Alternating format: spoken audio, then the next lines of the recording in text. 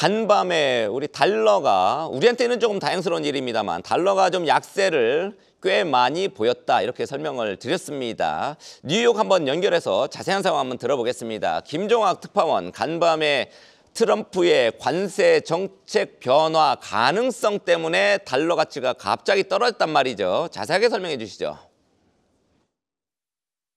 네, 도널드 트럼프 대통령 당선인이 부인하기는 했지만 월가는 가능성을 포기하지 않고 있는 것 같습니다.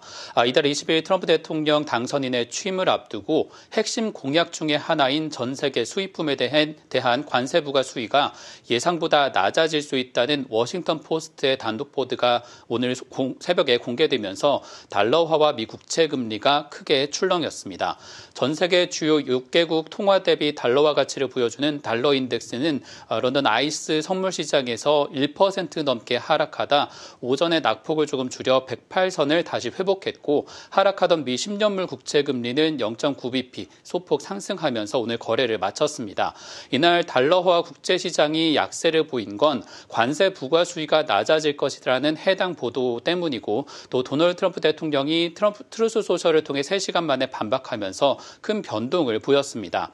보도를 보면 트럼프 대통령이 후보 시절부터 이야기해온 전 세계 제품들에 대한 10에서 20%의 관세 그리고 중국산에 대해서는 최대 60%까지 관세를 부과하겠다는 전략의 변화 가능성에 무게가 실립니다.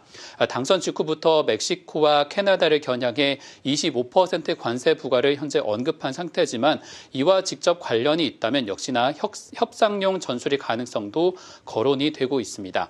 익명 소식통을 인용해 현재 인수위에서 논의하고 있는 관세 부과안을 워싱턴 포스트가 보도했는데 모든 수입품에 적용이 되는 것이 아니라 미국의 국가 안보 혹은 경제 안보를 위협할 수 있는 항목으로 좁혀지고 있습니다.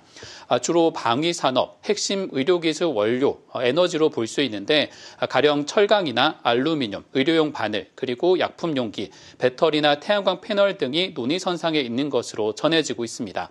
이러한 변화는 수입 식품이나 전자제품 전반적으로 인플레이션에 영향을 줄 수 있다는 초기의 우려를 덜어내는 조치에 해당됩니다.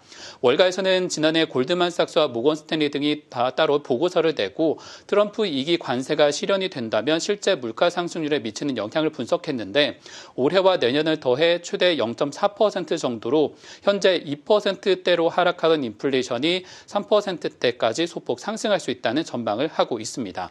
하지만 이러한 지난해 분석만 봐도 실질적인 인플레이션 영향은 올해 하반기나 내년 초에 집중되고 내년 이후에는 그 폭이 약해진다라고 볼 수 있습니다. 로이터 등에 따르면 벤 버냉키 전 연준 의장은 관세 정책은 예측하기 상당히 어렵다면서도 대통령이 협상 수단으로 쓰일지 영구적으로 쓰일지는 알 수 없지만 물가 경로를 근본적으로 바꿀 것 같지 않다라는 비슷한 의견을 내고 있습니다.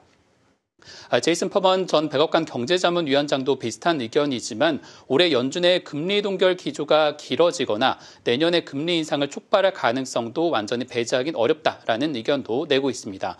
현재 연준의 금리 동결 확률은 이달 90%로 시장에서 반영이 되고 있습니다.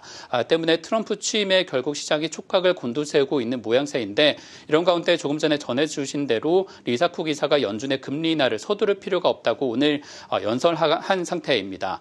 트럼프 정부의 강경한 관세 정책에 대한 부담을 줄일 수 있다라는 시장의 한편의 기대도 커지고는 있지만 연준의 통화 정책의 불확실성은 결국에는 소비자 물가 지수 또 따르는 여러 지표들과 연관이 되어 있기 때문에 이를 완전히 해소하지 못하면서 당분간은 현재 시장의 움직임을 제한하는 요소가 이어질 것으로 보여집니다. 지금까지 뉴욕에서 전해드렸습니다. 김종학 특파원 수고 많았습니다. 트럼프 관세 정책 변화 가능성에 따른 국내 경제 영향 잠시 후에 다시 한번 다뤄보겠습니다.